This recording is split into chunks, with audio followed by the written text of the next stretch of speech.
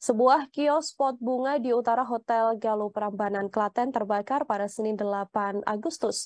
Akibatnya bangunan semi permanen dan seisi tokonya yang ada di wilayah Duku Dengok RT 2 RW 5 Desa Bugisan Kecamatan Prambanan, Klaten ini rata dengan tanah.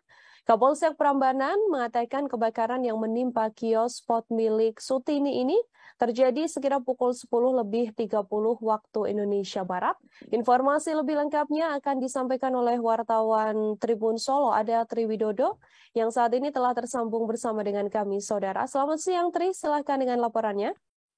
Ya, inilah dapat saya informasikan bahwasanya kemarin pada hari Senin, tanggal 8 Agustus tahun 2022 telah terjadi kebakaran yang menimpa sebuah kios semi permanen yang menjual gerabah atau pot bunga yang berada di utara Hotel Galuh, yang tepatnya berada di pinggir jalan Manis Renggo, Prambanan. Peristiwa itu terjadi sekira pukul 10:30. Saat itu ada seorang warga yang berada di lokasi kejadian melihat ada kepulan asap yang membumbung tinggi di atas kios yang biasa menjual bunga tersebut. Saat didekati, alangkah kagetnya pria yang bernama Asep ini karena mendapati api sudah melalap ataupun sudah membesar di bagian toko tersebut. Selanjutnya di saat yang bersamaan ada anggota Polsek Prambanan yang melakukan patroli, sehingga warga tersebut dan dibantu oleh anggota Polsek Prambanan ini melakukan upaya pemadaman. Hal itu untuk mencegah agar api tidak merambat kemana-mana, karena memang di sekitar lokasi kebakaran ini ada sebuah pom mini pertasok. Itu kemudian juga ada kabel yang melintang dan melintasi di area yang terbakar tersebut. Kebakaran tersebut kemudian dilaporkan ke petugas pemadam kebakaran Klaten. Sesaat kemudian petugas berhasil tiba di lokasi dan melakukan pemadaman api sehingga api bisa segera dipadamkan. Api berhasil padam pada pukul 11:30 waktu Indonesia Barat.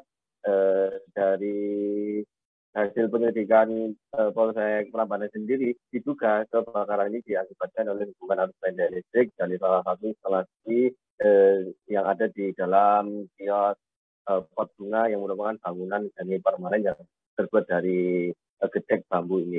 Sedangkan dari hasil pendataan tersendiri, akibat kerugian ini, Ibu Sutini yang merupakan warga Trucuk ini mengalami kerugian hingga 20 juta rupiah.